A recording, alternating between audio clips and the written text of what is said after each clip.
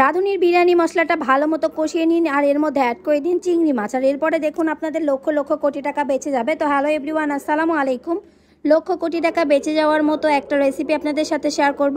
তো এই জন্য প্রথমে একটা কড়াইয়ের মধ্যে দিয়ে দিয়েছি পর্যাপ্ত পরিমাণ তেল, তার মধ্যে দিয়ে দিয়েছি পেঁয়াজ কুচি, আদা বাটা, রসুন বাটা, কিছুটা পরিমাণ জিরে বাটা। এরপরে এর মধ্যে অ্যাড করে দিয়েছি আমি রাঁধুনি বিরিয়ানি মশলা। আর এই মশলাটা দিয়ে খুব ভালো মতো কিছুক্ষণ নাড়াচাড়া করে এরপরে পানি দিয়ে মশলাটাকে খুব সুন্দর মতো কষিয়ে নেব। তো দেখতেই পাচ্ছেন কি সুন্দর একটা কালার চলে এসেছে মশলাটা দেওয়ার পরে। আর মশলার উপর দিয়ে তেল ভেসে উঠলেই এর মধ্যে অ্যাড করে দেবো আগে থেকে কেটে ধুয়ে পরিষ্কার করে রাখা চিংড়ি মাছ। আর এখানে আমি চিংড়ি মাছের খোসাগুলো কিন্তু ফেলে দিইনি, এটা কিন্তু আমি খুব ভালো মতো রেখে দিয়েছি যাতে দেখতে এবং খেতে ভালো লাগে। এ পর্যায়ে চিংড়ি মাছগুলো খুব ভালো মতো কষানো হয়ে গেলে এর মধ্যে অ্যাড করে দেবো পরিমাণ মতো লবণ, আর কিছুটা পরিমাণে দিয়ে দিয়েছি লাল মরিচের গুঁড়ো, যাতে এখানে একটু ঝাল ঝাল লাগে। আর লবণ তো না দিলে খাওয়াই যাবে না। তো এ পর্যায়ে সবগুলো পরিমাণ মতো দিয়ে খুব ভালো মতো আবারও আমি এই মশলার সাথে মাছগুলোকে কষিয়ে নেব। তো খুব সুন্দর মতো কষানো হয়ে গেলে এখানে হালকা কুসুম গরম পানি অ্যাড করে এবার মাছটাকে কিছুক্ষণ রান্না করে নিতে হবে।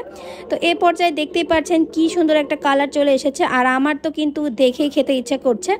তো এ পর্যায়ে খুব ভালো মতো রান্না হয়ে গেলে আমি এর মধ্যে কয়েকটা দিয়ে দিয়েছি কাঁচামরিচ।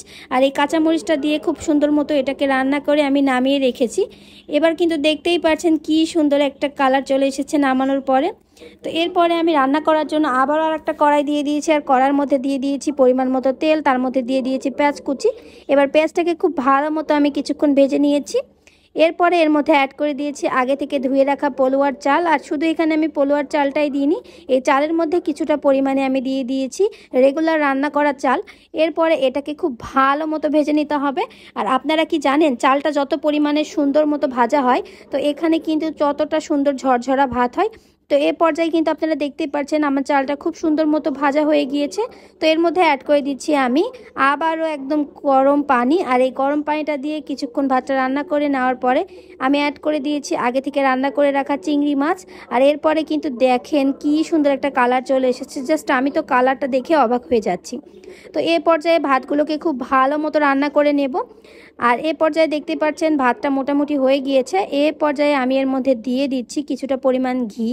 আর ঘি দিলে সুন্দর একটা সুবাসের পাশাপাশি সুন্দর একটা টেস্টও আসবে। তো এই পর্যায়ে ঘিটা দিয়ে খুব ভালো মতো আমি উল্টিয়ে পাল্টিয়ে নাড়াচাড়া করে সম্পূর্ণ ঘিটা মিশিয়ে নিচ্ছি। আর এবার কিন্তু আপনারা দেখতেই পাচ্ছেন আমাদের লক্ষ কোটি টাকার রেসিপি হয়ে গিয়েছে। তো আজকে কিন্তু আপনাদের সাথে আমি শেয়ার করেছি চিংড়ি মাছের বিরিয়ানি।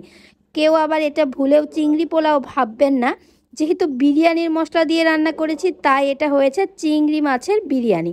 তো ভিডিওটা কেমন লেগেছে অবশ্যই কমেন্ট করে জানাবেন। আজকের ভিডিওটা এ পর্যন্তই। আল্লাহ হাফেজ।